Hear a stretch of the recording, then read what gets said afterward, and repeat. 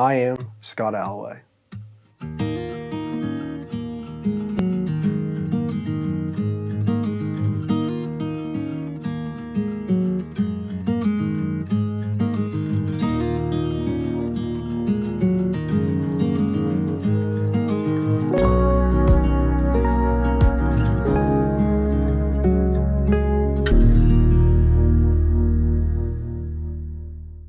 Well, Scott, great to have you here today. I'm just glad to just kind of learn more about your story. I know we've talked some already, but I just kind of first question I have is just, describe what your life was like before you made the decision to come to Christ.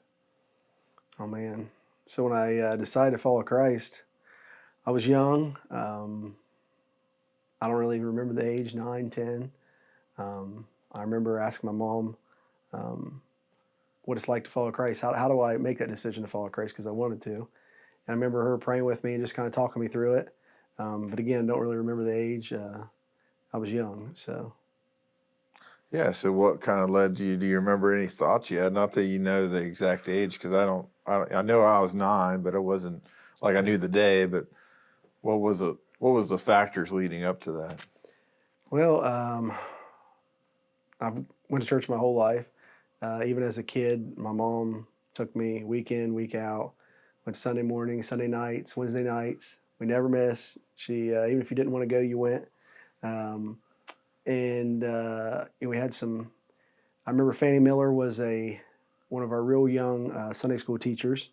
Some of the other ones I don't really remember, but I just always being grounded. Peter Parker.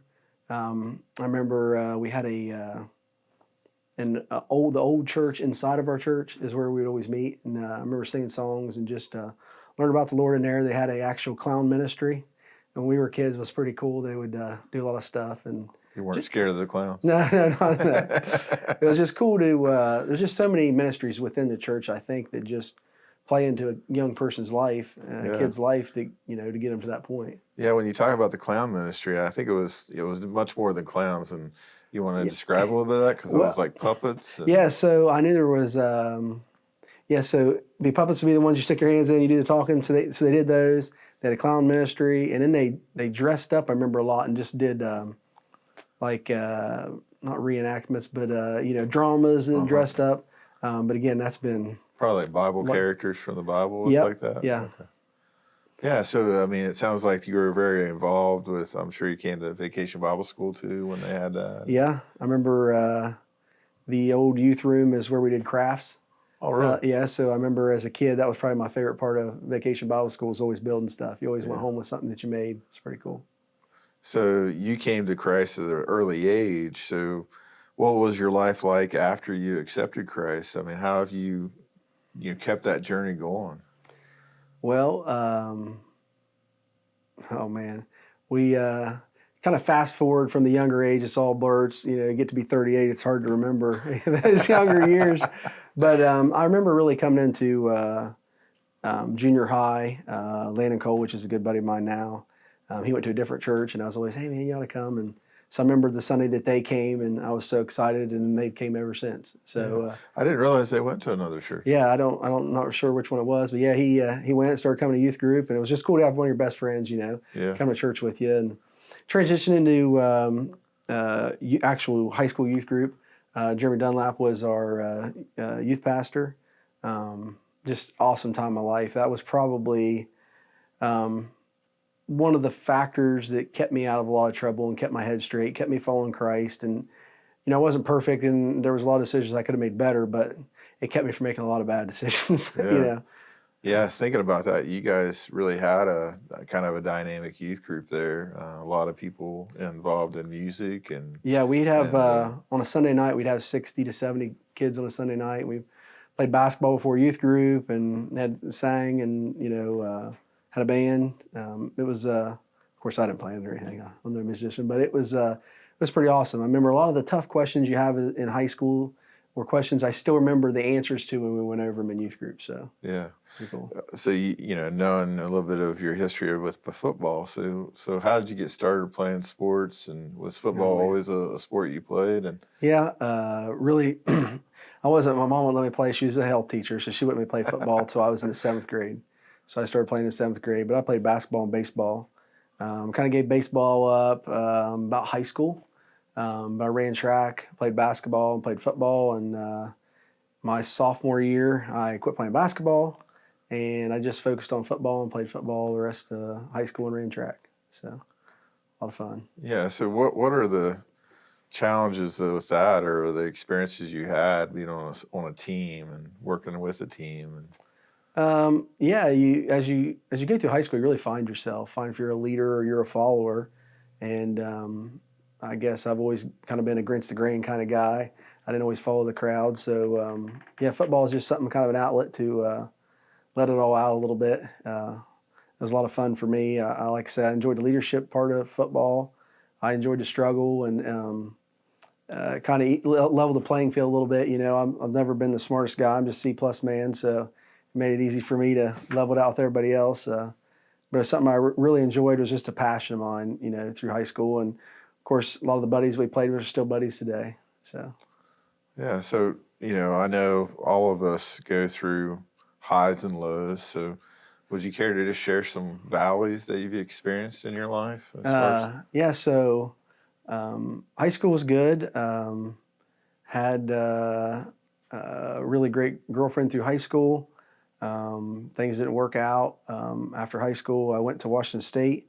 Didn't quit playing football. I had chances to go play football in college, small schools, and I just didn't feel like I wanted to get my head beat in for no reward. So I went and got an accounting degree from Washington State, and then got into the Boilermakers union with the help of I guess back up just a little bit.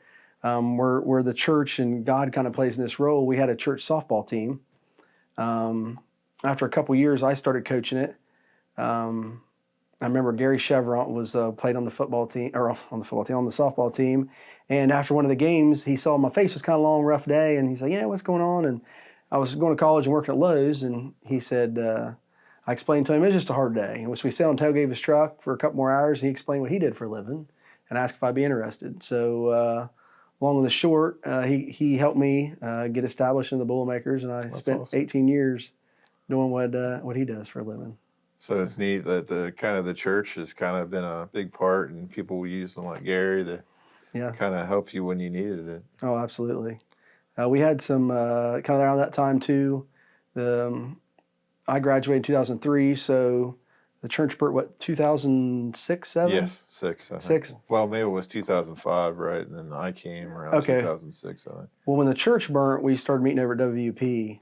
And, in the life of church, people change and their motives change and their thought process changes. And there was some rough times at the church then, and my mom encouraged me to stick it out. I was getting discouraged a little bit with just the church as a whole, but Pastor Mark did a great job navigating some tough waters. I learned a lot then.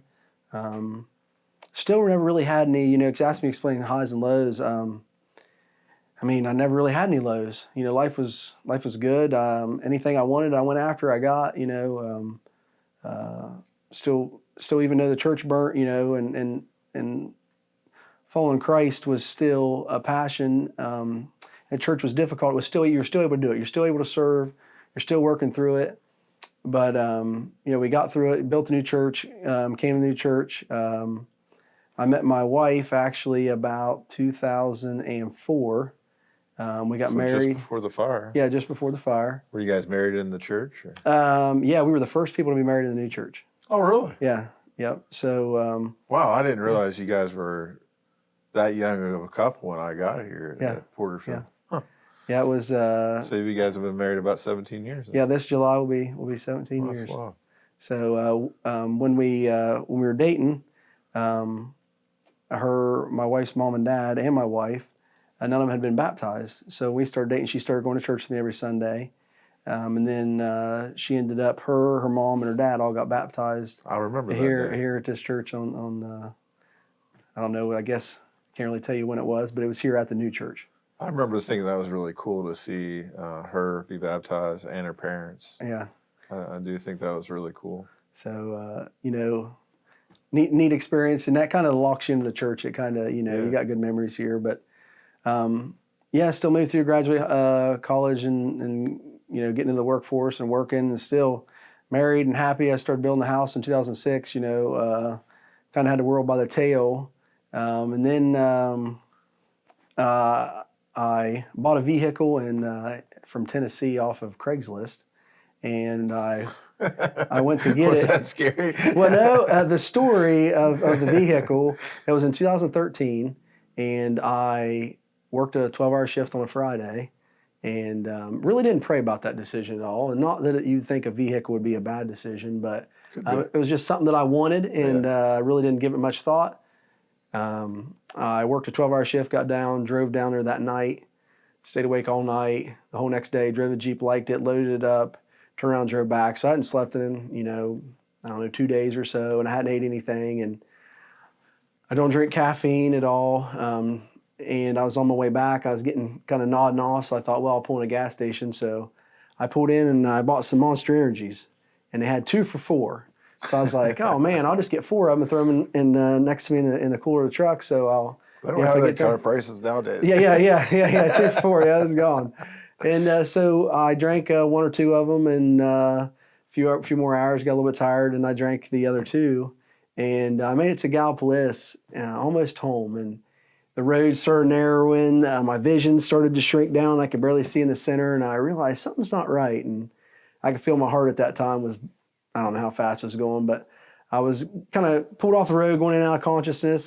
Some good Samaritan tattooed up dude got a hold of me. I can remember coming to and going out, and he kept shaking me, and I called the squad, and they came and got me, and I about killed myself. Yeah, just too much caffeine at once. And so he took me to the hospital, and checked me out, and the doctor told me how lucky I was, and I didn't know anything about those drinks. I just knew they had some caffeine to keep you awake. And so from that moment on, let's fast forward a couple weeks, get home, get life back to normal. I had my first panic attack.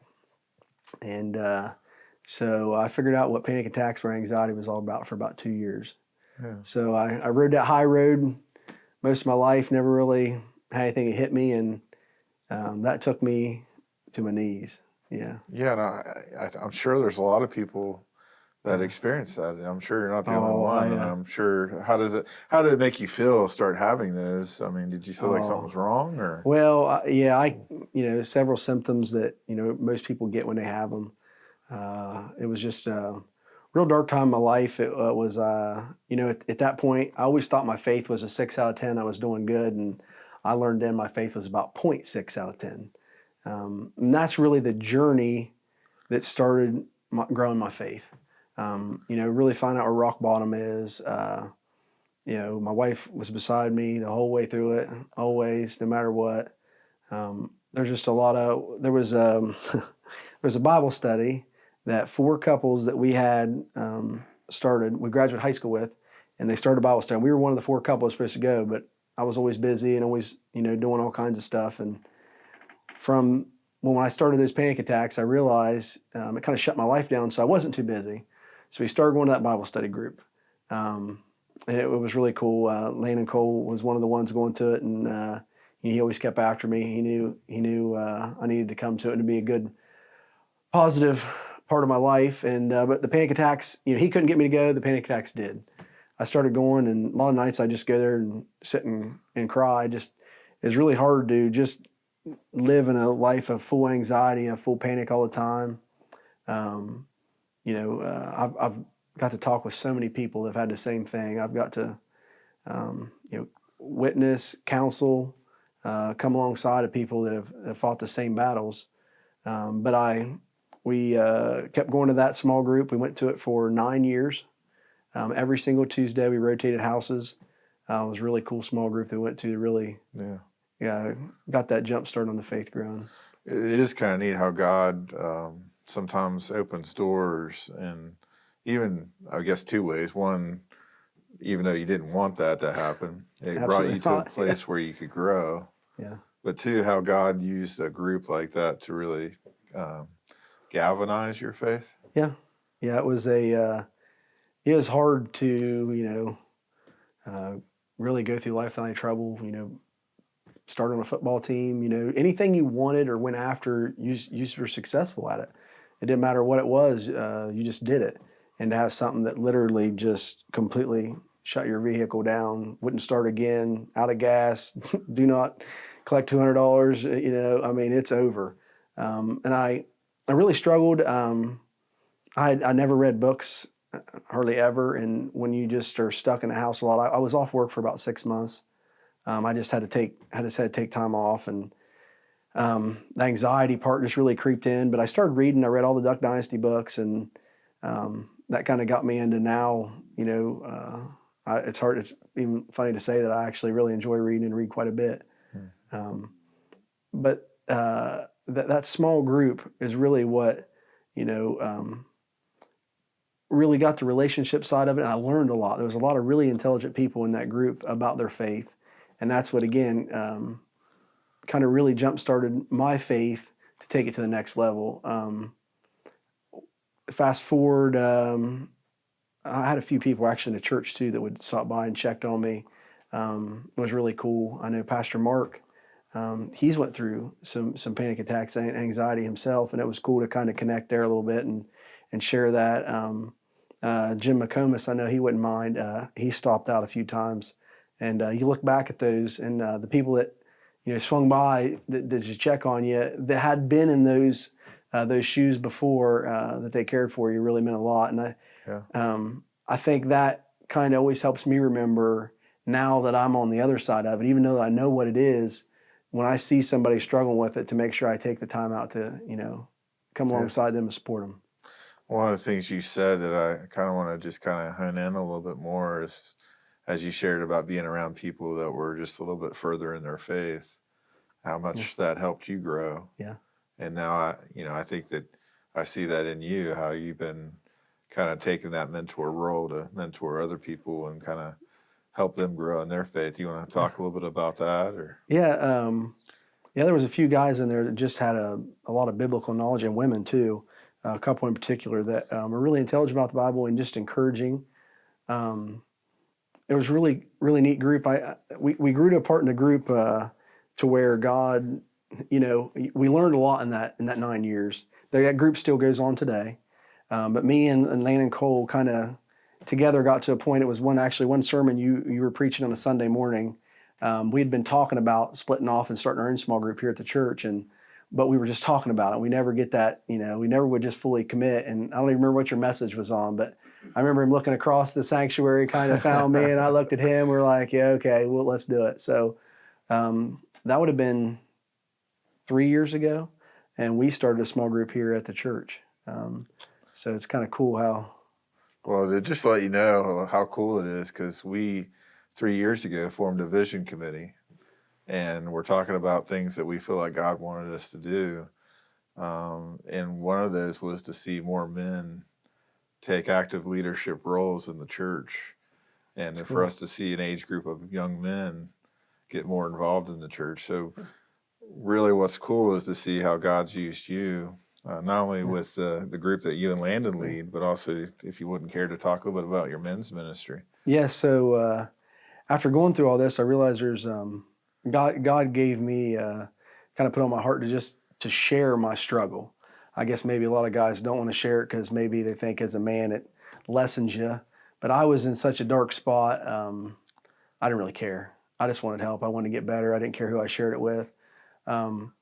So as I got better and realizing how many men struggle with that, I thought, we need to start a men's ministry here. Young men. So we started. I was about 3 years. Actually, it was a few months before we started the men and women's. I started the men's ministry, meeting at the garage every other Thursday. We still meet every other Thursday now, all year round. It's super great group of men. Anybody can come. The ages range from 25 to 55 probably. It's just a great way to grow your faith, and in an environment where all men, so you feel like you can share whatever you want, Sometimes you hold back a little bit if it's a mixed crowd, if there's, girls or women there too. So. Yeah, and I just going back to the valleys too, is there any other valleys you'd like to share about low points in your walk? So I'll share this, even though you never like to share the valleys. Those are always, you try to hide those, and nobody likes to say they have them. But I really remember kind of the breaking point of my panic attacks and the anxiety was I was going to bed one night and I had struggled with it for so long and I could never sleep. I'd lay down and my wheels would just crank, trying to sleep, and I just couldn't ever get my mind to shut down. And finally, I told my wife one night, I was like, if I don't wake up tomorrow, I want you to know I'm in a better place because I don't want to be here. And I think that was, suicide was never a thought ever in my mind, but it was just the point of I have fought long enough, I'm done. But I'm so hard-headed and strong-willed that I don't think if God would have broke me to that point, I don't think I would have ever fully committed in Christ. I think I would have, said I was fully committed, you know what I mean? And I'd been reaching one hand, but the other hand had been holding on, to the bank on the other side. I just never would have fully committed. So, of course, again, I have one of the most wonderful wives a man could ever have, and she stuck by my side, and she helped me out a lot, and we worked through it together. Marriage was always strong. It was always just, a struggle that I had with anxiety and panic attacks, and now I know what it is. Yeah.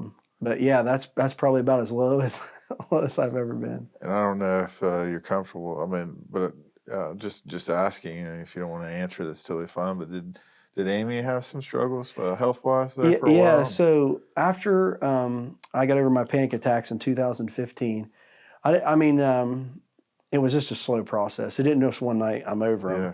I mean, it was probably a year span from March of 15 to maybe March of 16 where I really kind of meshed out of them. But in the fall of 15, my wife she was pregnant with our second son. She started passing out every day, every other day, just constantly went to the doctor and said, don't worry about it. It's part of the pregnancy. And until you pass out multiple times in a day, they don't really worry about it. Well, so as she got closer to having our second son, she started having seizures.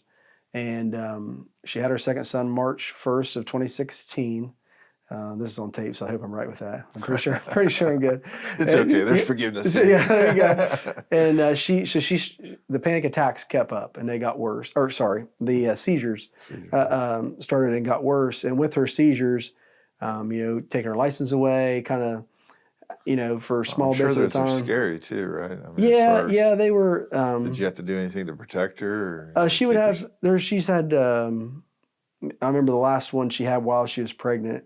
We were eating Chinese food at the bar, and she had a seizure, and I saw it in her eyes and ran around and caught her, and I dug rice out of her mouth and realized she was okay, and I told her this is no more babies. We both wanted more kids, but God must have had other plans, and we said we're not doing this again. So. She actually got her tubes tied when she had a second baby. We stuck with it. But she kind of went into with the seizures after our son was born for, I really can't say how long, maybe a year and a half. She struggled with anxiety really bad and just never really had panic attacks, but just the anxiety of when another seizure was going to come, what she would be doing, are you able to drive, and it was the flip side. Now I got to support her through a hard time and me going through it, then her going through her hard time, and now being on the other side of that, she's hasn't had a seizure in a couple years. She fought with those seizures for 6 years after her son was born until they finally found what was wrong with her, and so it's been great. But we've got to support each other, and I think that really strengthened our marriage. Yeah. So we talked about some valleys there, but what are some of the highs? What are some of the mountaintop experiences where you just felt God's presence, or just felt like God was bringing you to a good place, and there was some excitement to it? I hate to say it, but from 2013 to probably, 2019, 2020, there wasn't much highs. It was some rough roads. Yeah, even after I say my panic attacks were over, I still struggle with a little anxiety. I would have a panic attack, but I knew what it was, so I knew how to deal with it. And that's the part that was a continual struggle. And in her going through it, we just it was just a rough time, I think people need to hear that though, because I think sometimes people think that you're Christian, everything should work out fine, perfect. You don't have any problems. You're a Christian. You know what I mean? And I think that the reality is that because we struggle, we rely more on Christ because we go through some hard times. Well, that's the faith we have in heaven. Dan McCutcheon just did this series there in the Sunday school, with Chip Ingram, Mm-hmm. talking about heaven. And, if you really didn't have these struggles, these rough times, what would you have to look forward to? Why would you even look towards the Lord or towards heaven or something greater and better than this life we have here?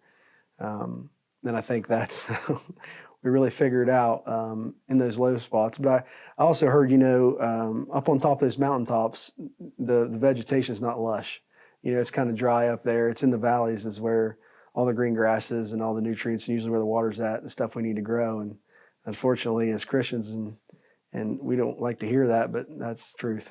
Yeah. So, and I totally agree with you. It's in those valleys that we grow more than the mountaintop experiences. But I do want to say, though, I know that those years have been kind of lean, but, I've seen great growth in you. So what's kind of contributed to that after going through those lean years to where you're seeing some progress? Because I don't think we can overstate the impact you've been having on some men, and raising up some men like the deacon team. Yeah. So I guess just listening to the Lord, after going through all that rough time, years get to be a blur. I stay pretty busy, but somewhere around the, 19, 20, 21, around there, I started realizing, where the Lord maybe wanted me to head. And I realized maybe I had an impact on guys my age that they would follow me a little bit. And I thought I want to be something worth somebody following. So, and again, reading those books, reading is leading. And the more I read, the more I kind of understood leadership a little bit, and then tying it to our Christian walk, and then starting this men's ministry. I realized I got asked to serve on the deacon. I served 3 years on the deacons board, and I was off a year, and I got asked to come back on, and I turned it down because I was really busy, and the Lord just kept tugging at my heart. Hey, they ask you to serve on there. There's not a whole lot of guys on there right now, and men in the church, it's hard to get guys to commit to that.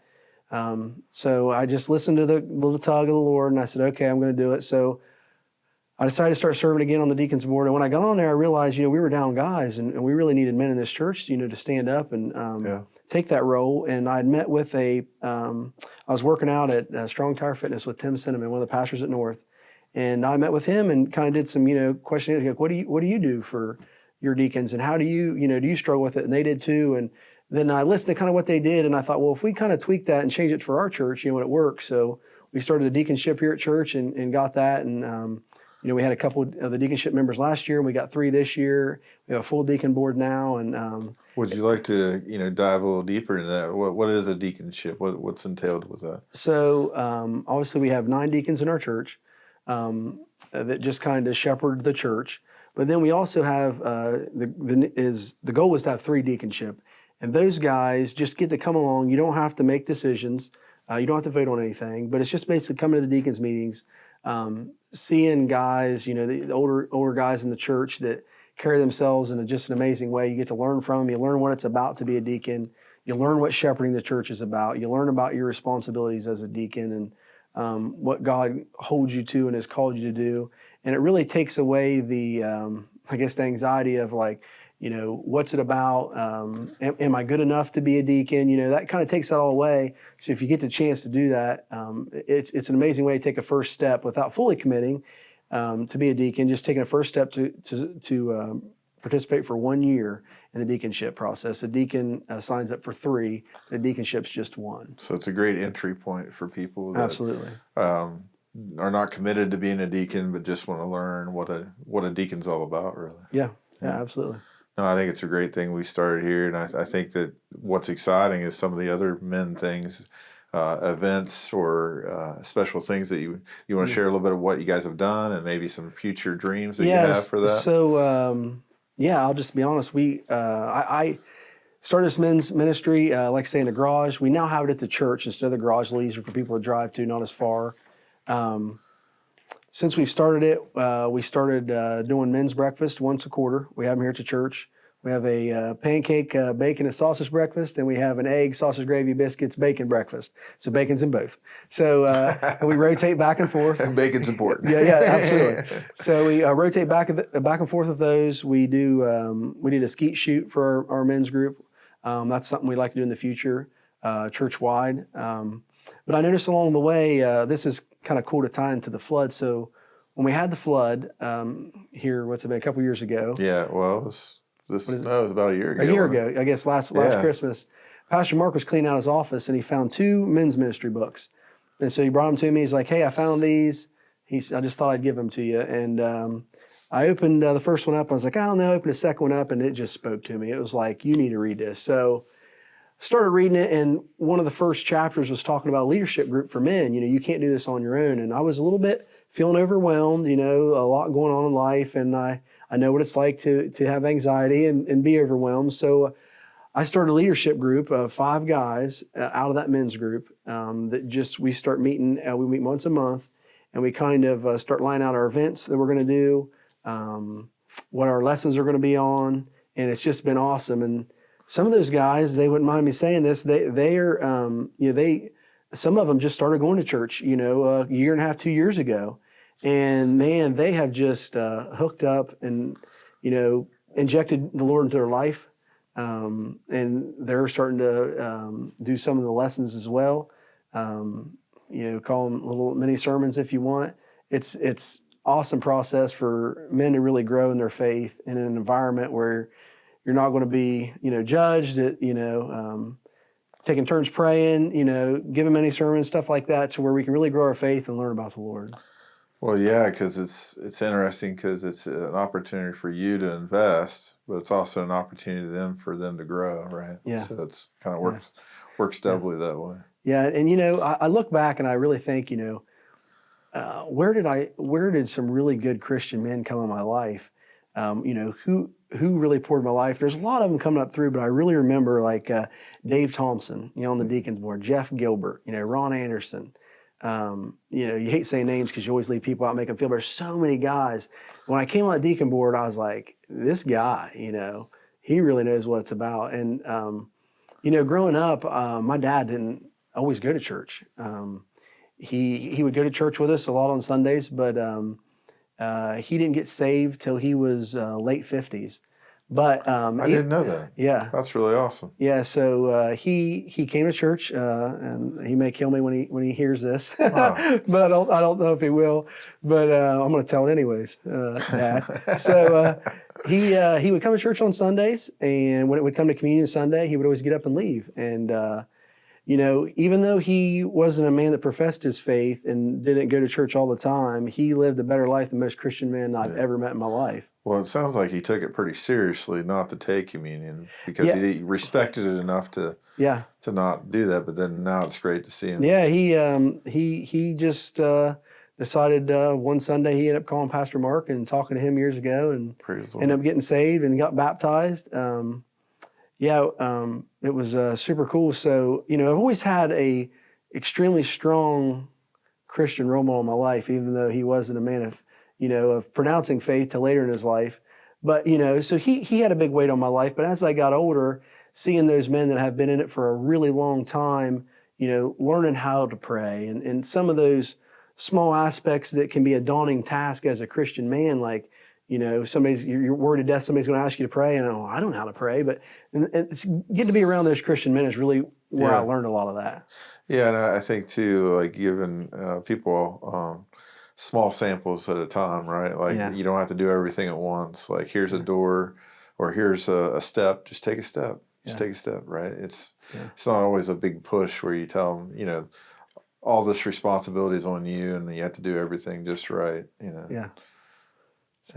So what are some of the things like you'd want people to take away from your life? As a follower of Christ, what would be some things that you want people to notice about you?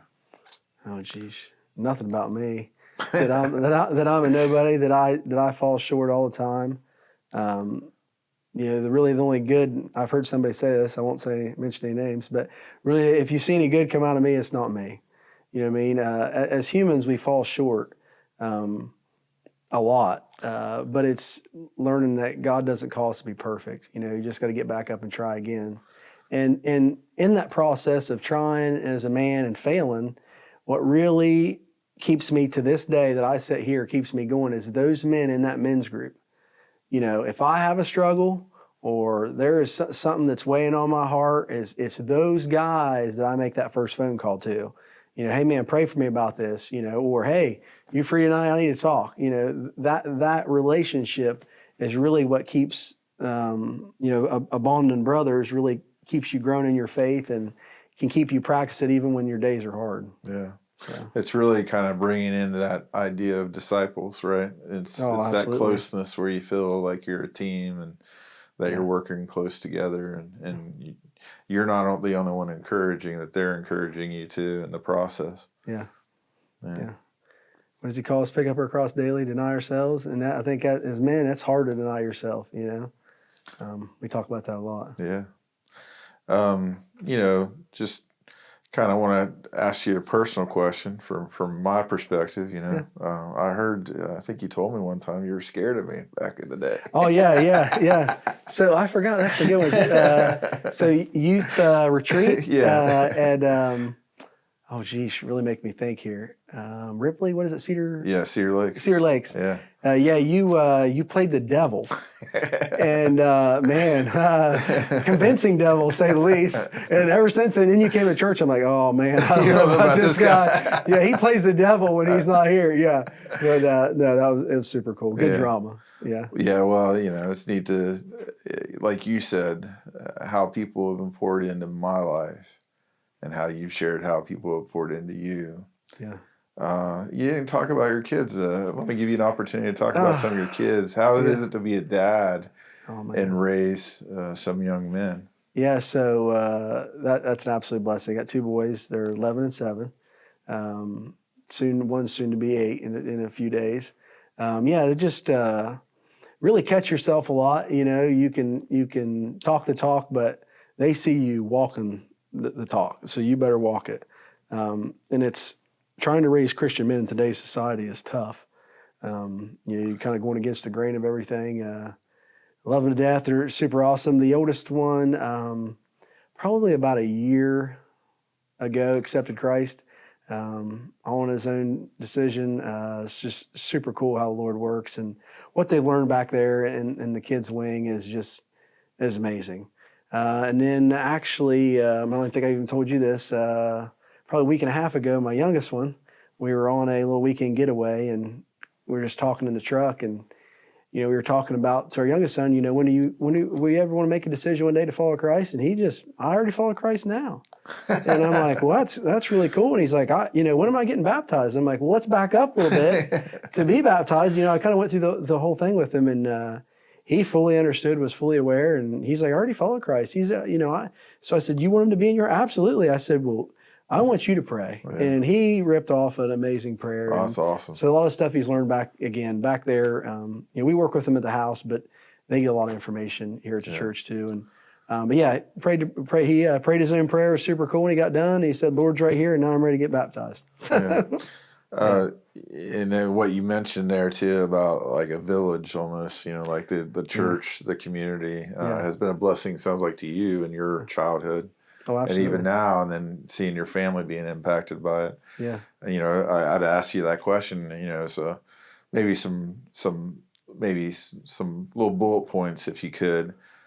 How has Porterfield been a blessing to you, this church? Well, I'll back up 1 second and say this. I heard a statistic that said it takes 5 spiritual men in your son's life, besides their father, to raise an extremely strong spiritual man. That's really good. So if you're the only spiritual force in their life, it's going to be tough for them in today's society to be raised. So some bullet points of how this church has helped me really grow. I'm 38. I've been here my whole life. I've seen pastors come and go, youth pastors come and go. I've seen men of God come and leave not as men of God. Somewhere along the line, it's heartbreaking. It is. It's like Noah. All the amazing things he does for the Lord and builds an ark, and then by the end of his life, he builds a vineyard and is drunk, laying in his tent, and it's trying to learn as a man, how we keep from those big pitfalls. And so I guess to back up, just the church has just always been a rock solid place. Seems like the church has always had good Christian leadership that has always kept it propelling in a Christ-centered direction. And we again, like I said earlier, we've had our struggles, but the church has kept moving forward, and to where it was at then. Just Oscar Grog when I was in high school. He was always so fun and came to all the youth events. Always just a blast. You know what I mean? A kid at heart, and just made it super fun. And you had Tawna Heft. She was a great junior high teacher. She always had monkey bread, good snacks she'd bring. It was always a lot of fun. And then, coming up through, Ron and Judy Anderson taught like a college and careers class maybe. I remember right as you got out of high school, kind of in that gray area there. Always did an amazing job. There's just been so many people through the church, and the church softball league that we had then that was gone for so many years, which is back now. Yeah. Which is awesome. It's a great way to connect as guys, young, old, doesn't matter your age. Everybody comes and plays and has an absolute ball. But the church is just such a good place to do life, and it keeps you connected with Christ, holds you accountable. I think that's big. Nobody likes to talk about that a whole lot. I think that's why the men's ministry is so good. Like I say, we're going to fall short, and that's being there for each other. Sometimes knowing your brother is there is going to hold you accountable will curb you from making a decision. Yeah, so that is very true. That us guys, sometimes we fear accountability, but accountability can really help us grow further and keep us safe. Yeah, and keep us on the right path. But I think it really comes down at the end of the day. What really, my mom bringing me all those years, my dad being such a great role model, even though he wasn't saved till later in life, the role model that he gave me was amazing. And then my mom kept me going again. I can remember times, junior high, I said, "Oh man, church night." Yep, and going wasn't an option. It was not an option. You're right. And just those role models through my whole life and to this day. Yeah. Amazing role models. Something to live by. That I look at, a lot of other kids that didn't always have that, and really look back and say how blessed I am. Well, before we close, I appreciate you taking this time. And you mentioned softball. Thank you for being involved in softball. And Xavier, I was surprised that he wanted to play because he's never played baseball or anything like that. And then just to be around you guys, like you mentioned, as a father, it means a lot to me for him to be around other Christian guys, especially when he didn't have that experience of playing softball. And then you guys kind of helped him out some and, made it a little easier for him to get used to. Oh, yeah. Last thing I want to ask you, though, is what advice would you give some men out there maybe watching this or listening to this that, just share a few words about maybe things that you'd like to tell them, things you'd like to encourage them in? Yeah, that's a weighty question. I would say the one thing that I would say is, I look back at the mistakes that I made. Not really listening to that nudge to follow Christ, and always just, I am really bad at material things, always wanting the next this or the next that, never being satisfied where I'm at and in the moment. And I think when you stop and follow Christ, He really gives you true peace and joy, true peace and joy. You can buy a new truck, you can buy a new dirt bike, you can buy a new fishing pole, you can buy a new boat, but true peace and joy you find here.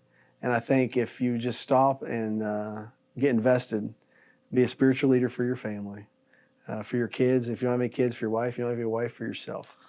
I think that just makes you positive decisions in your life, and you'll always be moving forward. Yeah. I think what you just said there is really such a powerful thing, is to be the spiritual leader of your home, and really, to simplify it, it's following Jesus. Absolutely. And sometimes we make it too much of a big thing than what it is if we just keep our eyes focused on Christ. Yeah. Thank you for taking this time today. And absolutely. It's been a good conversation. And thank you for what you're doing and pouring into men. Oh, yeah. I love it.